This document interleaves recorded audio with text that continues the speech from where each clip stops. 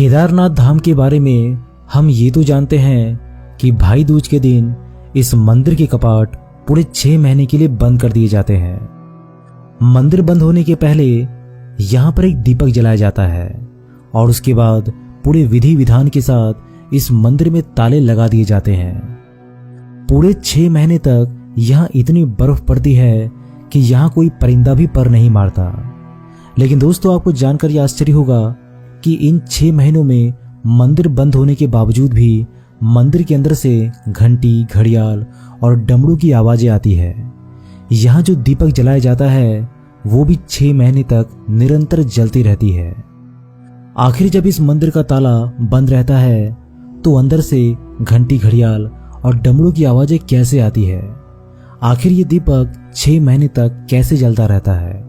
आखिर क्या कहते हैं यहाँ के स्थानीय लोग और पुराणों में इसके बारे में क्या कहा गया है? अगर आप केदारनाथ धाम में आस्था रखते हैं तो इस वीडियो को पूरे ध्यान से और एंड तक जरूर देखिएगा। तो चलिए इस वीडियो की शुरुआत कर लेते हैं। कहते हैं कि महाभारत काल में केदारनाथ का निर्माण हुआ था और इसे पांडवों के द्वारा किया गया था। उसके बाद समय समय पर यहाँ पर कई प्राकृतिक आपदाएं आई, लेकिन मंदिर हमेशा सुरक्षित रहा। यहाँ तक कि एक समय में तो मंदिर 400 सालों तक बर्फ में दबा रहा, लेकिन उसे कुछ नहीं हुआ। 2013 में आई भीषण आपदा में केदारनाथ के पीछे चमत्कारी रूप से भीमशिला आ गई, जिससे मंदिर की सुरक्षा हुई। जब आप केदारनाथ धाम जाएंगे तो देखेंगे कि मंदिर का निर्माण भूरे रंग के विशाल पत्थरों, चट्टानों व शिलाखंडों से किया गया है।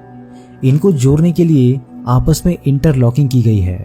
अब ये रहस्य की बात ही है कि इतनी ज्यादा ऊंचाई पर इन पत्थरों व शिलाखंडों को कैसे पहुंचाया गया होगा, साथ ही इन्हें कैसे एक के ऊपर एक रखकर मंदिर का निर्माण किया गया। केदारनाथ मंदिर का ऐसा भव्य निर्माण आज के समय में केवल बड़ी कल्पना ही की जा सकती है। पांडवों के बाद इस मंदिर का पुनः निर्माण आदि गुरु शंकराचार्य द्वारा किया गया था। इसके बाद उन्होंने इस मंदिर के पीछे समाधि ले ली थी, जो आज तक वहां पर है। इसके बाद 10वीं से लेकर 13वीं शताब्दी के बीच कई भारतीय राजाओं द्वारा मंदिर का पुनः निर्माण करवाया गया, जिससे इसका जीर्णोद्धार हुआ था।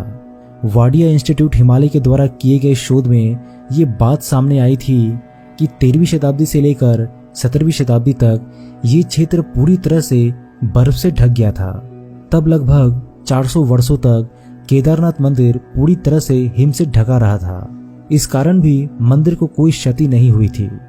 इसके प्रमाण आज भी मंदिर की दीवारों पर देखने को मिल जाते हैं। केदारनाथ मंदिर से लगभग आधा किलोमीटर की दूरी पर प्रसिद्ध भैरव जी का मंदिर स्थित है।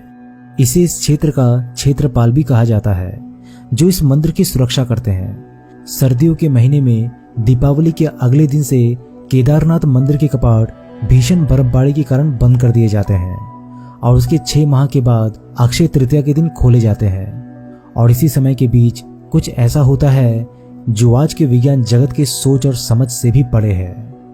दीपावली के बाद यहाँ पर भीषण बर्फबारी का दौर शुरू हो जाता है, जिस कारण केदारनाथ भगवान के प्रतीकात्मक रूप को नीचे ऊखीमठ के ओमकारेश्वर मंदिर में स्थापित कर दिया जाता है। इन 6 महीने में वहाँ के स्थानीय नागरिक भी वहाँ नहीं रह पाते, बस कुछ साधु, सन्यासी और कुछ स्थानीय लोगों को छोड़कर। इस कारण वहां से सभी श्रद्धालु, भक्तगण, स्थानीय नागरिक, दुकान वाले, उत्तराखंड सरकार के अधिकारी सभी नीचे आ जाते हैं। 6 महीने तक ये स्थल एकदम सुनसान रहता है व केदारनाथ धाम जाने का सभी मार्ग भी बंद हो जाता है। कहते हैं कि जब ये मंदिर और इसके आसपास के इलाके सुनसान हो जाते हैं, तब इस मंदिर के अंदर से रोजाना घंटी, घड़ियाल और डमरू की आवाजें सुनाई देती है और ऐसा लगता है कि अंदर कोई है जो महादेव की पूजा अर्चना करता है। स्थानीय लोगों के अनुसार इस मंदिर में कुछ रहस्यमय साधु आते हैं जो अपने सूक्ष्म शरीर से इस मंदिर में प्रवेश करते हैं और भोलेनाथ की पूजा अर्चना करते हैं। पुराणों के अनुसार जब मनुष्य इस स्थान को छोड़कर नीचे चले जाते हैं, तब देवताओं के हाथों में इस मंदिर की पूजा पाठ का जिम्मा होता है। वे नित्य रोजाना इस मंदिर में पूरे विधि विधान के साथ पूजा पाठ करते हैं। इन 6 महीनों में अगर इस मंदिर की सुरक्षा की बात करें तो इसकी पूरी जिम्मेदारी श्री भैरवनाथ जी संभालते हैं। जो भी भक्तगण केदारनाथ मंदिर के दर्शन हेतु आते हैं उन्हें पहले श्री भैरवनाथ मंदिर के दर्शन करना अनिवार्य होता है, अन्यथा केदारनाथ मंदिर की यात्रा विफल मानी जाती है। जब मंदिर के पुजारियों के द्वारा 6 महीने के बाद केदारनाथ धाम के कपाट खोले जाते हैं तब भी वहां पर अखंड ज्योत जलती हुई मिलती है। साथ ही ऐसा प्रतीत होता है कि कल ही यहाँ किसी ने पूजा की थी। 6 महीने तक मंदिर बंद रहने के पश्चात भी ऐसा प्रतीत होता है कि मंदिर की अच्छे से साफ सफाई की गई है। माना जाता है कि इस दिव्य ज्योति का दर्शन बहुत ही पुण्यदायी माना जाता है, जिस कारण इसके दर्शन के लिए बड़ी संख्या में श्रद्धालु यहाँ पर आते हैं। केदारनाथ मंदिर के पीछे स्थित इस कुंड में केदारनाथ के अभिषेक का जल रहता है। कहा जाता है कि ये जल अमृत के समान है। यही कारण है कि यहाँ पर आने वाले श्रद्धालु इस अमृतमय जल को पीते हैं।